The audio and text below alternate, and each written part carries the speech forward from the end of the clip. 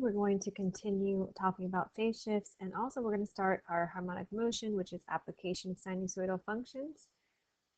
So for the first one, we're looking at writing a sine and cosine graph for the equation. So remember, to do that, you want to first look at your maximum point and your minimum point.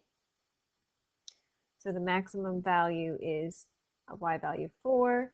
The minimum is at -2. And remember, we use that to find our midline, which is the maximum plus the minimum divided by 2, because think about the midline, it's like the middle of your graph, so the average. So we have 4 plus -2 divided by 2, which gives us a midline of 1. So I like to draw that on my graph, because remember that our graph should oscillate back and forth between this midline.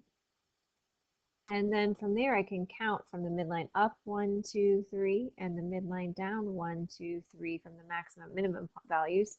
So that tells me the amplitude, or I can use the equation. The amplitude is the maximum minus the minimum divided by 2. So the amplitude in this case would be 4 minus -2 over 2. So again, for the amplitude, this gives us a value of 6 over 2, which is 3. And again, we can count that on our graph. So now that we have all of this information, we then need to figure out what the period of the graph is in order to find the b value, because remember, we use the equation b times the period is equal to 2 pi. And so in order to find the b value, it's going to be 2 pi divided by the period. And so when we're looking at this graph, remember, we normally count the 5 key points in order to look at a wavelength. But I can tell from looking at this graph, we're not going to have 5 key points on our graph. So I can see I just have these 1, 2, 3, and then the next one would hit over here. So 3 key points. So this tells me from a minimum to a maximum, that's half of a wavelength. So that's half of my period. So if I figure out the distance from here to here and multiply it by 2, that would give me what 1 period is. So this is half of a cycle. And so you can even see that the distance from here, you can either count. So it's 1, 2, 3, 4, 5, 6 as the distance. So half of this distance is half a cycle, which is 6. So if we multiply that by 2, that means that the period is equal to 12. So we're going to use that to find our b value. So 2 pi divided by 12 gives me a b value of pi over 6 when we reduce that. So now that I have that, then I can go ahead and start to write my sine or cosine equation. So remember, for the sine or cosine equation, we have the general equation, y equals a times the, let's do sine first, so sine of b times x minus c plus d. So we know that c is that phase shift. So if we look at our y-axis, and which is right here. So if we look at the y-axis, and you can see on the y-axis on our graph, it starts on the midline. So therefore, we know we can write a sine equation without a phase shift because it's starting on the midline on the y-axis. So if I want to write a sine equation, one equation I could write would be y equals the amplitude, which is equal to 3. And notice that our graph goes up first from here. So since it goes up first, we don't need a reflection. So times the sine of our b value, which is pi over 6. And if we start on the midline, we don't need a phase shift. And then plus my midline, which is plus 1. So this is one possible sine equation. So let's say that we wanted to do a phase shift for our sine graph. So if I did a phase shift, I could start anywhere that my graph hits the midline. So here's another place where our graph hits the midline. So let's say I wanted to do phase shift starting at 6, and since it's to the right of the y-axis, it would be minus 6 in our equation. And notice that the graph, if we start here, goes down first, so that would be a reflection. So y equals -3 times the sine of our b value, which is pi over 6, times x minus 6 plus 1. So that would be another possible equation for our sine graph. And of course, we could come up with other ones, but those are the two that we see. So that's for sine. So we can do the same thing with cosine. So if I want to do cosine, we have y equals a times the cosine of b times x minus c plus d.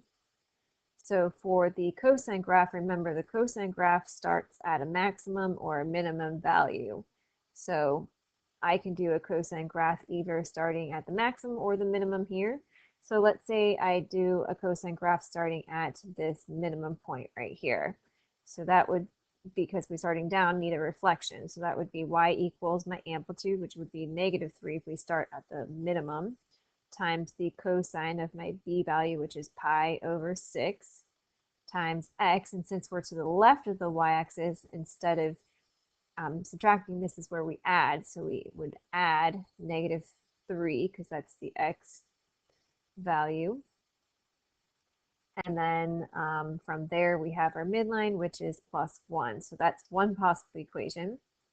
Another possible equation would be if we use this point up here at a maximum. So if I use the maximum, then I don't need a reflection. So y equals 3 times the cosine of pi over 6 times x, and since it's to the right of the y-axis, -3 and +1. So again, these are just two possible equations for my cosine. Of course, there are an infinite many because we could always pick a maximum or a minimum to start a cosine graph, but these are the two that I can see on this actual graph right here. So I could have picked any one of these for my equations. So that is it from writing the equation given the graph. So now we're going to do some harmonic motion notes. So harmonic motion is just modeling this periodic data, which we call sinusoidal functions. So for this periodic data, you can figure out a sine or a cosine equation to come up with it based upon the fact that it's a data that repeats. So for this, let's go ahead and draw this scatter plot on our graph here. So the months would be January is 1, February is 2, 3, 4, 5, 6, 7, 8, 9, 10, 11, and 12. So January is 1, we have 4.45. And then February is 4.01.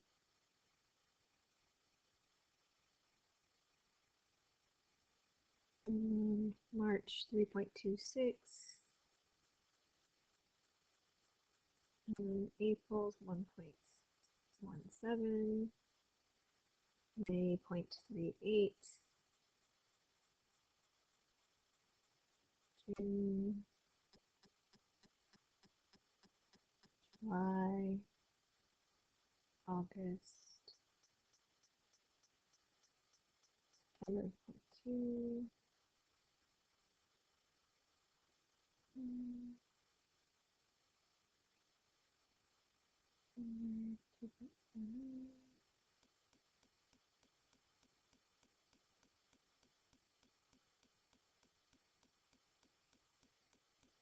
So you can kind of see that the data is starting to make a sine curve on here.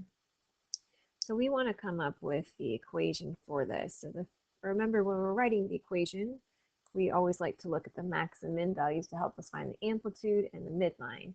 So the maximum value that we have looks like 4.45, and the minimum is at 0.03. So this is the maximum and the minimum. So we're going to use that to help us find the midline and the amplitude. So for this, we know that the midline is equal to the maximum plus the minimum divided by 2. So in this case, it is equal to 4.45 plus 0.03 divided by 2, which gives us a midline of 2.24.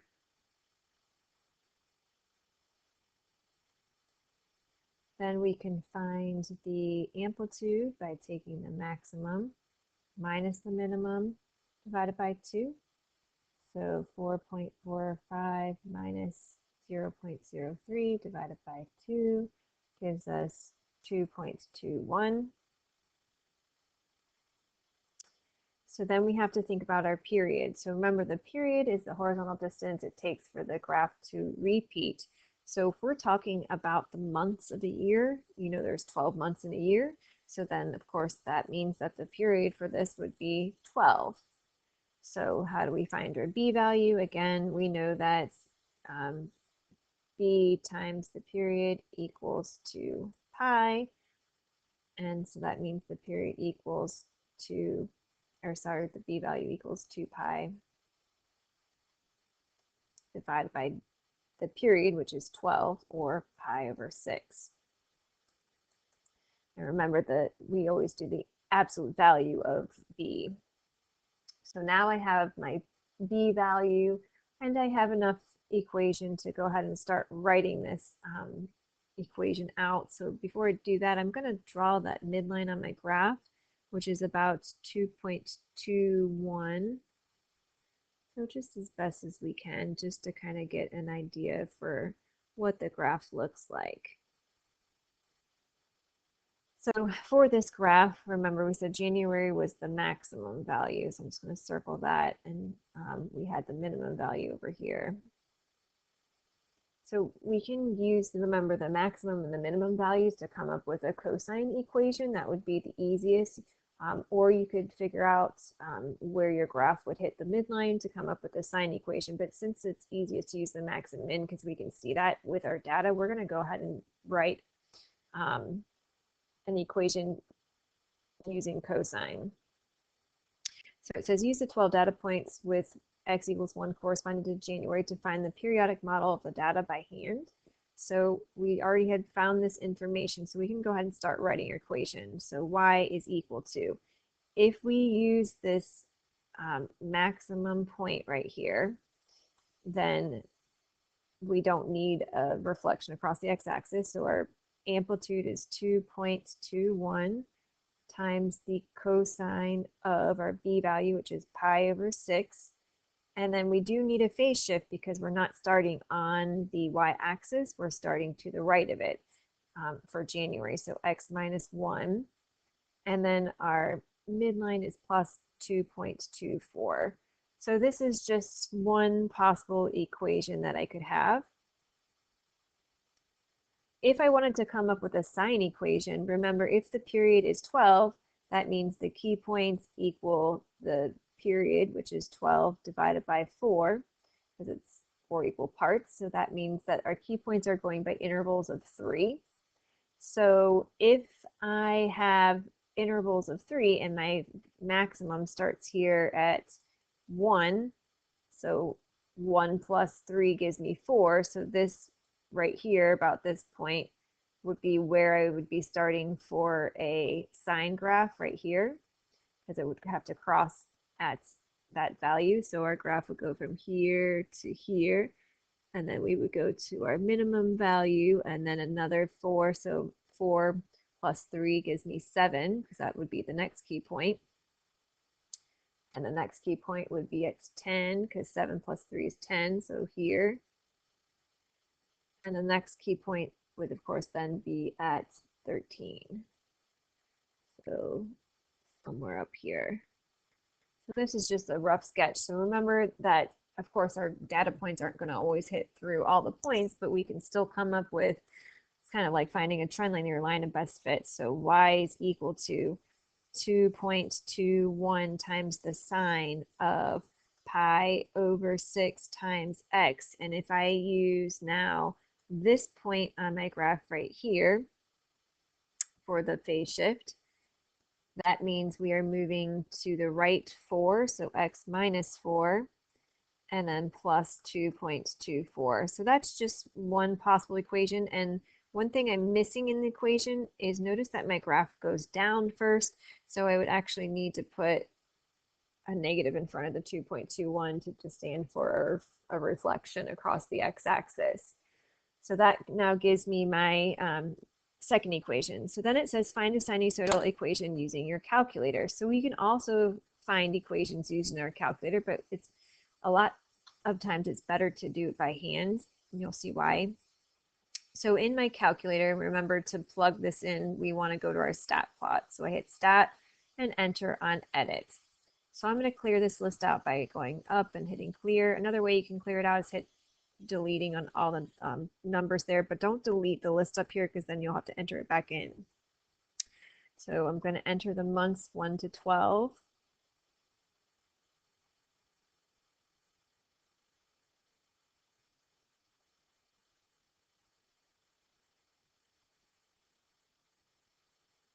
And then once I have those in, I'm going to enter in the precipitation. And remember, as I'm doing this in the calculator, you guys should also be doing this in the calculator to practice how to plug it in.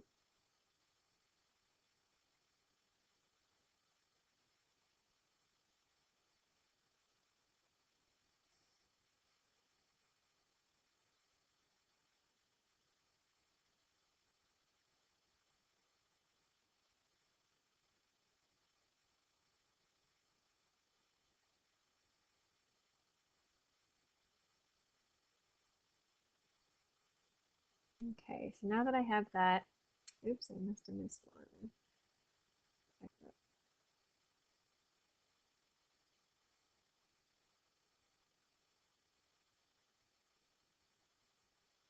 It's the minimum.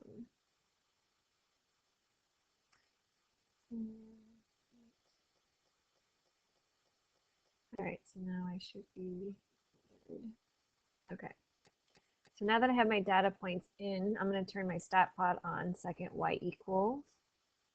And I'm going to turn this on so that I can look at the scatter plot on my calculator. So remember to do that. You can hit zoom. And if we go to zoom 9, which is zoom stat, it gives us this nice window. So this is what my data looks like if we were to graph it using your calculator. So now I want to come up with the equation for this using my calculator. So remember to do that. I'm going to quit out of here. If you go to stat, you go to right arrow to calculate. And we've done linear regression already. And so if you scroll on down, you'll notice it has sine reg. So that's a sine regression. So your calculator will actually calculate the line of best fit for this data using a sinusoidal function. And so for this, we're just going to leave the iterations as 3. List 1, list 2. Don't put the period in the equation, just leave it as is because not all calculators do that. And so we're just going to leave this blank. And then I'm going to store the regression equation in our y1 so that we can look at it with our scatter plot graph. So remember to do that, you go to vars, y vars, function, and enter on y1. And then we're just going to hit enter to calculate. So for this, I get 2.9138, and we're going to round using 4 decimal places. So for this, we have y equals 2.9138, and notice it in the calculator, it uses sine. So the calculator always comes up with a sine equation. So, and notice that in the calculator, your b value is not in factored form. So keep that in mind when you're writing your equation. So this would be 0.4002x. And then also notice it has plus there. So the c value is 1.80899. So we'll do 90. to round, and then plus our D value, which is 2.3764. Okay, so notice that from the actual data that we got, it has a different amplitude and midline because your graphing calculator, when it calculates this, it tries to make the equation so that it hits as many data points as it can. And,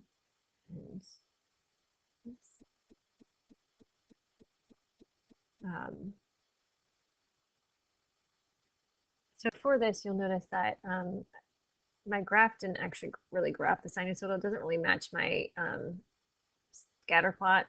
So that's because I forgot to put it in radian mode. So you want to always make sure that your calculator is in radian mode. And now you can see that my equation matches the graph. So notice that your equation isn't always necessarily going to give you the um, best fitting model based on the data. It's giving you the best fitting model because your calculator calculates it so that it goes through as many of the data points as possible. Because notice that the maximum and the minimum is different than what it actually is in the data sets. That's why we know that it's not always necessarily the better model. And also, if you were to find the period using the calculator equation, remember the period is 2 pi divided by b, so 2 pi divided by 0.4002, if you were to do that in your calculator, so 2 pi divided by 0.4002, notice that is equal to 15.7, and we know that the period is 12 because there's 12 months in a year, but your calculator doesn't know what you're talking about in the actual problem. So again, it's just calculating what's the best fit based upon the data to get as many as points above and below the sine function and hitting as many as possible. So that's why, like we said before, when we talked about graphing things, that it's not always necessarily going to be the best fit. If you do the calculator, sometimes doing it out by hand is a better fit. So the last question says, predict what time of year it is when the precipitation is 1.4 inches. So of course, that means when y equals 1.4, what is the x equal to? So you're plugging that in for your y. So the easiest way to solve for this would be to go to your y equals, and in y2 plug in 1.4, and then you could go to the graph to look at the intersection. So remember to find the intersection, it's second trace, and number 5 is the intersection. So you can use that to find where it intersects with your graph. So second trace, number 5. And if you use your left and right arrows, you can scroll to the intersection point and then just hit enter 3 times. So when you do that, you get x equals 4.1833. And then if we do that one more time, because we have 2 points where it hit, second trace, intersection, we're going to use our right arrow to scroll to the other side of our graph to get that second intersection point. And hit enter 1, 2, 3 times. And so x equals 10.3252. So in our calculator, we just used our calculator one because it's just easier to use it to find the intersection that way. So 4 is, of course, going to be April, and 10 is October. So we would say in April and October, the precipitation is 1.4 inches. And that is all for today, and we're going to practice more harmonic motion in the days to come.